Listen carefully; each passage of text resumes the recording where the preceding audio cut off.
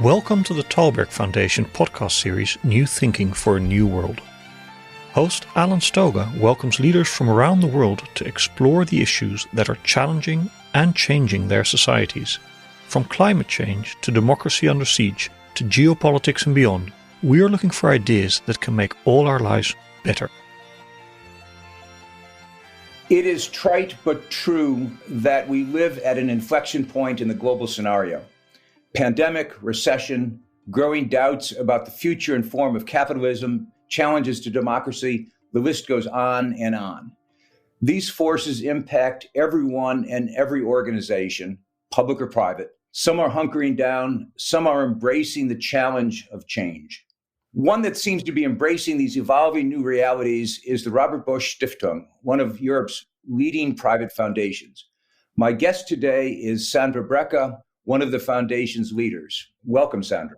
Good afternoon from Berlin, Alan. It's a pleasure to be here. Thank you. One of the things that I find so amazing about the Robert Bosch Foundation is that you recently did what very few large, successful organizations can even conceive of doing. You undertook a comprehensive review of your international portfolio, decided to stop what you were doing, and relaunched in new directions. So let's start there. Everybody does what they call strategic reviews, but very few do what you did. Literally stop, rethink, and reboot. Why and how did you do it? Well, we indeed have done a realignment, which was unique in our history. We had been doing strategic development in the past too, but after more than 5.5 decades had realized that we had evolved organically, adapted our strategies, but that the world actually had evolved and was evolving and changing even more radically a few years ago. We felt that based on the legacy of our founder, it was our duty to look at the world, at the most important trends, and what actually the interpretation of that legacy would mean in today's world. We did it before COVID, before the pandemic started, and we are very glad to be at that point. We focused massively. We went from 34 topics in 5 focus areas to 10 topics in 3 focus areas.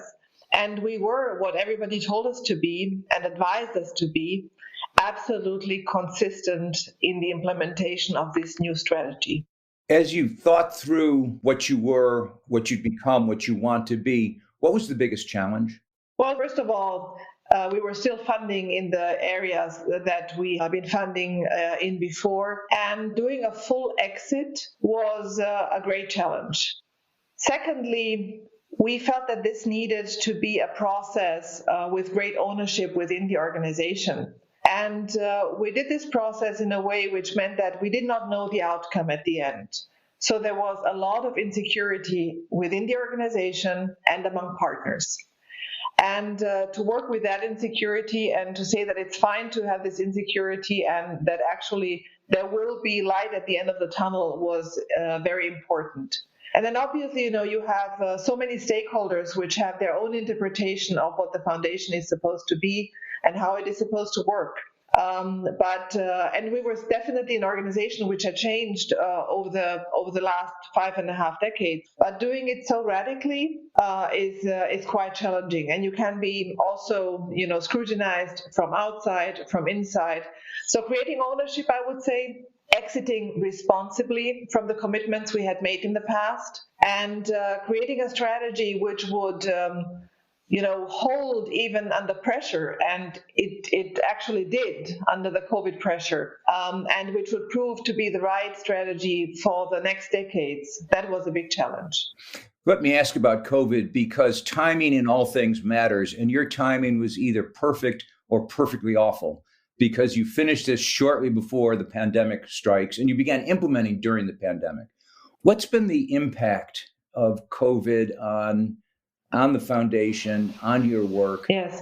Well, actually, you're right that in the international work, we had finished the strategic process, but in our other areas, health and education, the strategic process was still evolving. So we were asking ourselves whether the decisions that had been made at the end of the process were actually those that would still hold true even as the pandemic hit. And we were very glad to see that the issues that we had chosen to work on were still as relevant or even more relevant, even with the pandemic evolving. On the other side, like many philanthropic organizations, we were faced with the challenge of implementation of our work, of projects, of programs, the difficulties partners had, of reaching out to partners, which all went online. And we are very glad that we were able to do so. But, there is a challenge in being far away for all of us from where we are hoping to have impact and interaction. So, we had to look at how we work, whether we were digitalized enough, which we were in the end, but then also what it meant to roll out strategies at a moment when you're not able to reach out to new partners. It's easier with existing partners. When you're not able to travel to the places where you want to have impact, when you're not able to really develop the new teams that you have just put together and the spirit that you need in such new teams. So these were the main challenges. Let me widen the aperture just a bit and ask a completely unfair question. The pandemic will end eventually, or it'll evolve in other ways. What kind of normal do you expect to be coping with when we get to the other side of whatever this river we're crossing is? I think the new normal is, first of all, all of us have to stop and reevaluate what we are doing and how we are doing it. And I think the new normal in the how we are doing it will be that the digital realm will still remain extremely important and more important than before the pandemic, that we will be more selective in, for example, how much we travel, where we travel to, how much personal interaction we need. This all needs a rebalancing, but we will not go to the world we left before the pandemic came. I think this is very clear. Secondly, I think we are all forced to look at what exactly we are doing and why. And we will have to respond to that question and see how relevant we still are. We will have to respond to maybe different needs in many places. And there is a lot that we still don't know. We're in the middle of the pandemic. We are all hoping for vaccinations to be rolled out and to work. We're all hoping that the different lockdowns we are experiencing will come to an end. But I would say that there is a question mark in many things. So there will not be a back to the normal that we had before, but we still have to wait and be patient to see what the consequences will exactly be. One of the things that I think this pandemic has shown is how important cooperation is, both in the health sector and other sectors and on other issues, between sectors, but also across countries and borders. Let me pick up on that, because you personally, as well as institutionally, are a globalist. Arguably, whatever else this pandemic is, it's a global problem that demands global solutions. However, much of the reaction has been national or even local. At the moment, there's a huge global debate about vaccine nationalism. Why is the question? Why haven't we been able to define and sustain a truly global approach in the face of this overwhelmingly global issue? Well, I think the response to COVID was, mirrored the global situation that we have. If you talk about global cooperation, what previously we would maybe have called multilateralism, and how we respond to the different challenges. I think climate change is another one that you can look at, but it's, of course, even more existential and more long-term. I think it's very symptomatic of the world we live in, where global cooperation is very difficult, and even under the pressure of a pandemic, and the need for such cooperation is difficult. The pandemic, I think, has been unique in that it has affected everybody, and that everybody had information about responses by others and globally, and all citizens were able to compare the response in their own countries with the responses in other countries. On the other hand, it has been a uniquely, confining moment to all of us, physically, in terms of our mobility, in terms of our outreach, in terms of, creating empathy for the situation of others. So it's sort of this, I would say, tension between an extremely global and an extremely local and individual moment. I think it has shown that global cooperation is necessary.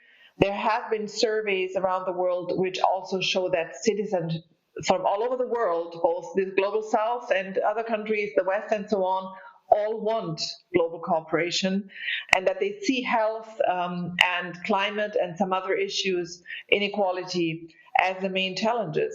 But the governments will have to step up to this. And in some ways, we also don't have the correct instruments in all places. But that really is the question, because people may want cooperation. They may see that it is obviously a global problem, yet institutions, governments, regional arrangements have more or less failed more or less everywhere, or at least, if not failed, that may be too strong, have not led in a global fashion, quite the opposite. So the question becomes, and this is the work your institution does, your foundation does, what do we need to do to respond to that demand of people that we work more cooperatively? There are global solutions to global problems, because a year into this, we aren't doing very well. Well, I can start with our founder, Robert Bosch. He stood for international understanding, for international cooperation. At the time, it was a lot about, bilateral relations with other countries, and in particular, Germany's relations with its neighbors. So when we asked ourselves, what does actually international understanding mean today, or what did he mean at the time? And he was, strongly motivated by the objective of creating peace and stability in societies and preserving human dignity. And we asked ourselves, what does it mean today? Today, international understanding and creating peace means finding common solutions to the issues that we are all concerned with and that affect us all. And finding these solutions, despite the fact that we have a very changing and a global order which is in flux. And despite the fact that we have competing political and societal models and systems. And we still, even though you have different powers emerging, others reshaping their roles, we actually will not be able to work on climate change individually. We will not be able to solve issues of inequality individually. We will not combat the pandemic individually, and not even in small multilateral settings. So I think, there is a strong push by citizens, and once this pandemic is over or comes to a situation where it's better managed, I think citizens will want such cooperation in many places, and governments will probably be held accountable more. But we are at a very difficult juncture with how the global order is changing to be able to achieve that. At the virtual Davos meeting in January, Russia's President Putin talked about a dark anti-utopia. And there's a quote I want to read to you. He said, "There is a real danger that we will face a downturn in global development fraught with an all-out fight, attempts to solve contradictions by searching for internal and foreign enemies, and the destruction of basic traditional values." That is about as dark a vision as I've heard anyone put forward recently. I hope he's wrong, but do you think he is? And how do we prove him wrong? Well, I think there is a risk of deterioration. On the other hand, I want to be an optimist, and I do believe that there is a lot of awareness of the risks and dangers. We do have changes in different countries, in relevant countries, in government. We do see that there is a large majority worldwide which stands for global cooperation. There has been a UN survey which proved that, and that it was irrespective of where the survey was done, even though obviously people judge the threats a bit differently depending on where they live. But, we live in very polarized times, both within our societies and between societies and countries. And yet, if we follow that lead and if we subscribe to what he said, there is no use in continuing to work. I think we have to mobilize all our resources to actually not make that vision come true, Citizens have to mobilize resources. Citizens have to count their, governments accountable, to hold their governments accountable. And these are issues that have to be solved across sectors. So it's both elected officials and the private sector and civil society and everybody thinking about finding solutions together. It's going to be a difficult period ahead, but I would say that there is still hope that there is more reason and more optimism around to not make that or allow that to happen. What does that mean for global philanthropy? Governments are stretched.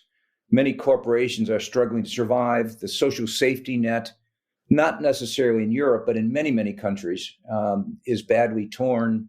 Those are all the consequences of a global recession and a global pandemic.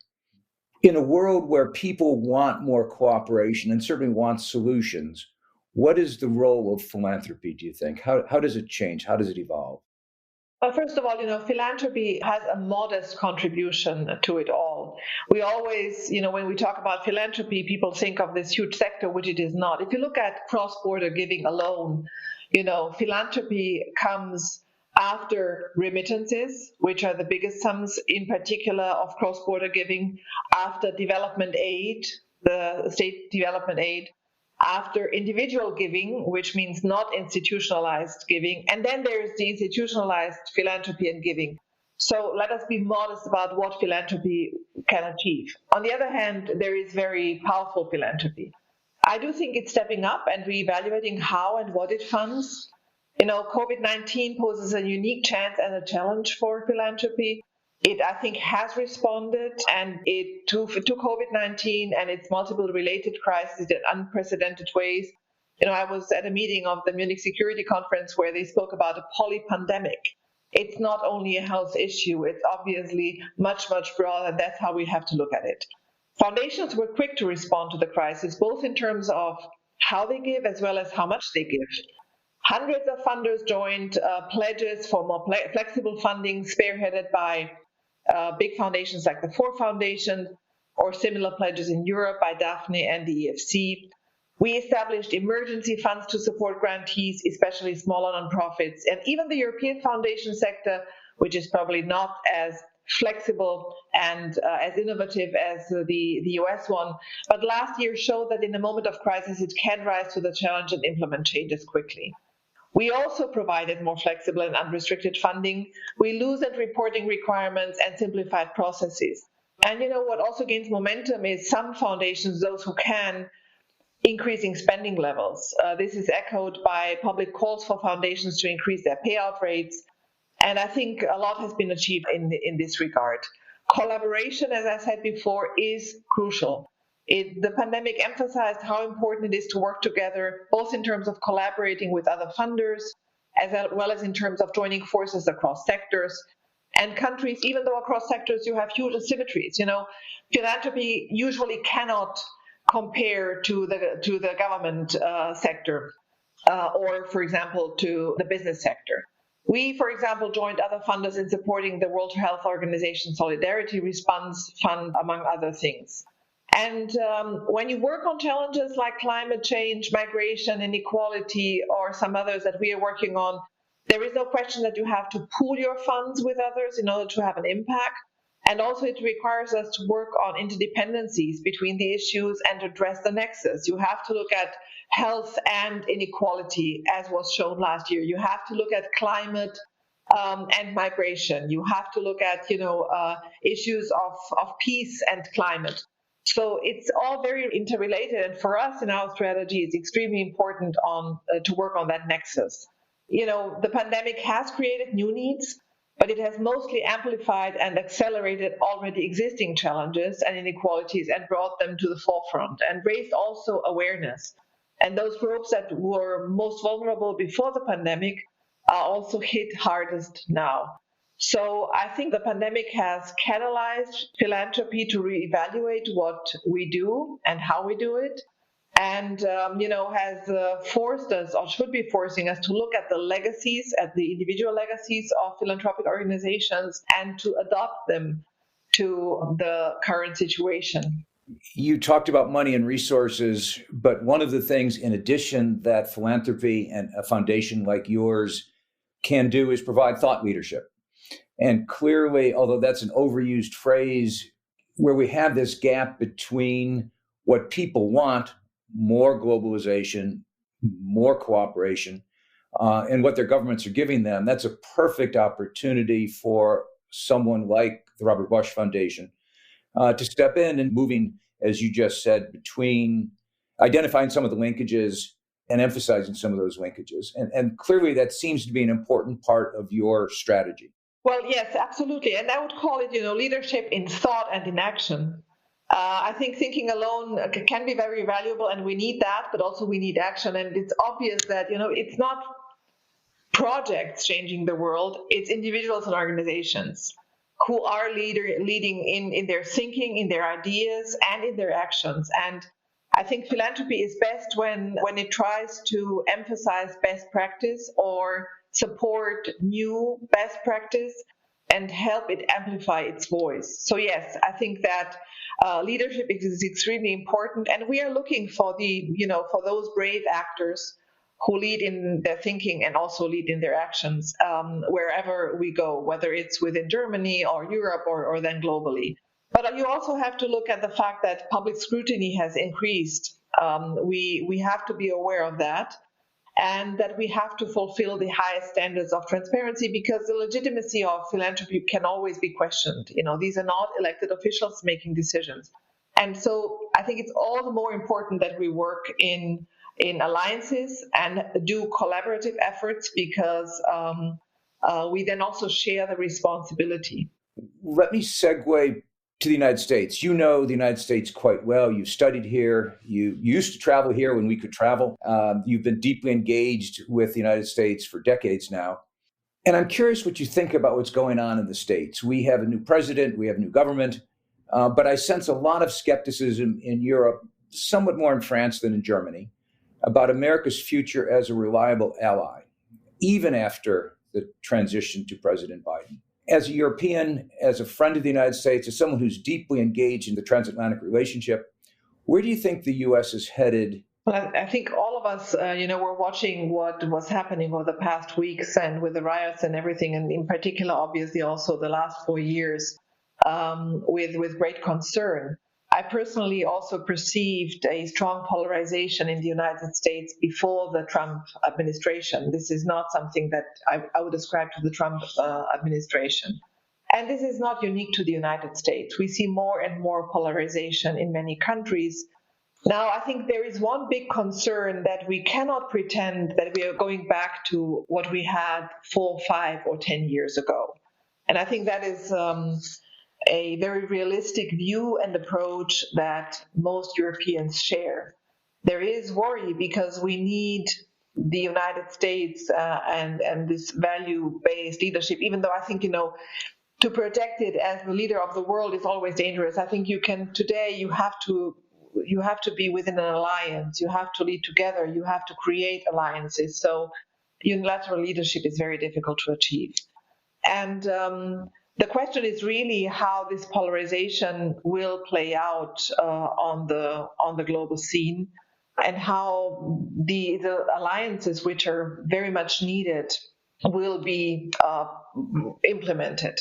There is great relief on issues like climate change, on the measures taken to combat the pandemic, on reaching out to old and new allies to create, a joint space, a common space, joint interest. However, I think nobody will rely on the US to go back to what it was. I don't know which time you want to look at.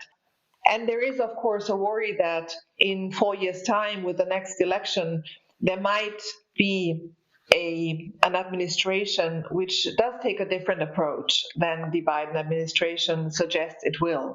And I think this insecurity will remain. And so, rather than just looking at the United States to lead, Europe is asked to bring its house in order and to think about its own leadership and the issues that it is facing with all of the cacophony it has and it faces and the polarization it has within its countries and between the countries. So it's not a back to, whenever we were before, but it's a new era. And it is an era where a lot of interest-based policies will be devised, but where we also cannot afford not to work together on big policy issues. So I think we should be cautiously and very realistically optimistic about what is coming. But I do worry about what is going to happen. I do worry and I question and I ask myself whether there is a big segment of US society and of voters in the United States and citizens who maybe think that this administration is not a legitimate one. That is a very difficult environment to be operating in and to be devising policies in. I think that will lead to a lot of more friction, and we'll see how that plays out. And to push that a step further, what are the consequences for Europe of what you've just said? Obviously, you have Brexit, you have East-West, North-South tensions, you have new leadership coming in Germany, you've got an election coming in France, you've got the US, as you just pointed out, bouncing from one to another, to who knows where in the future. How do you build a more coherent Europe in that context?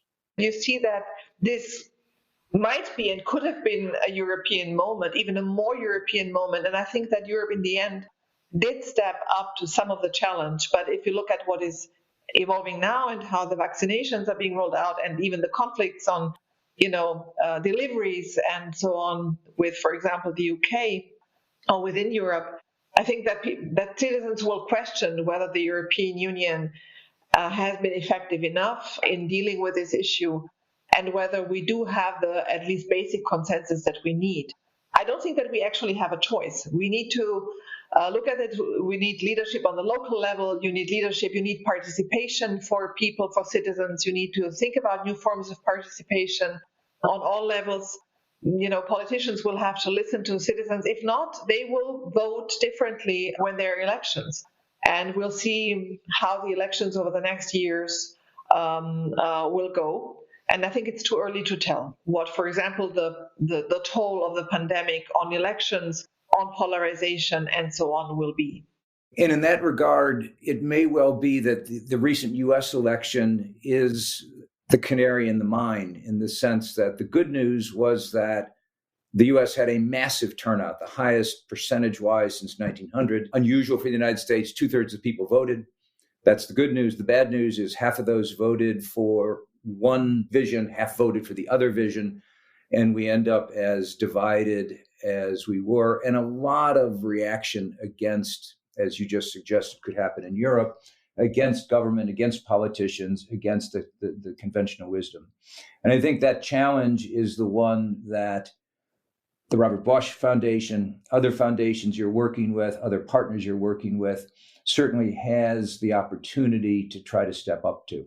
Well, I think the biggest challenge is not necessarily that one group voted for one direction, the other for the other. That is the nature of elections, I would say. I think the big challenge is that the party which lost an election, that's not only the case for the United States, but can be the case for many other countries, does not think that these elections were legitimate. And what that does, in particular to democracies in the long run, is the big issue. What happens when, systems are considered legitimate only when your side wins? I mean, democracy means that there is, you were able to vote, there is an election, and democracy is very consensus-based. And for example, Germany is an extremely consensus-based country in many ways. But what happens when those who did not win, whichever side they are, start believing that the system is not legitimate and that that the system has failed them? That will be the big challenge. And when in the end, after an election, you do not see the readiness to find consensus, because that in the end is democracy. One side wins, but then it also reaches out to the other side, and it usually has to reach out to the other side or to the many other sides and find coalitions. What if that is not possible anymore? Then you have a stalemate, and also I think a feeling of being disenfranchised among voters. So it's the legitimacy of the system in democracies which is under attack and threat.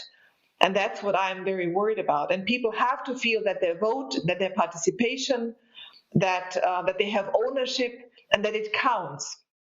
I think that's an excellent point and a terrific way to end this conversation, because clearly, as you said a couple of times, we need to think about how to make democracy work better. We need to think about evolving the forms and practices of democracy. We need to relearn how to lose an election, not just how to win an election.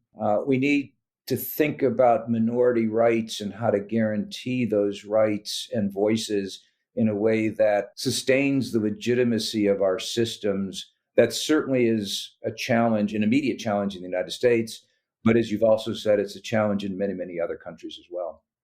Yes, it is. And I do hope that we can rise to the challenge and that philanthropy, contributes in a small way to bringing about or actually showcasing some of the possible solutions. And essentially, by doing so, we create coalitions with all of the other sectors and then allow for a transfer of the good practice into or actually a scaling of that best practice.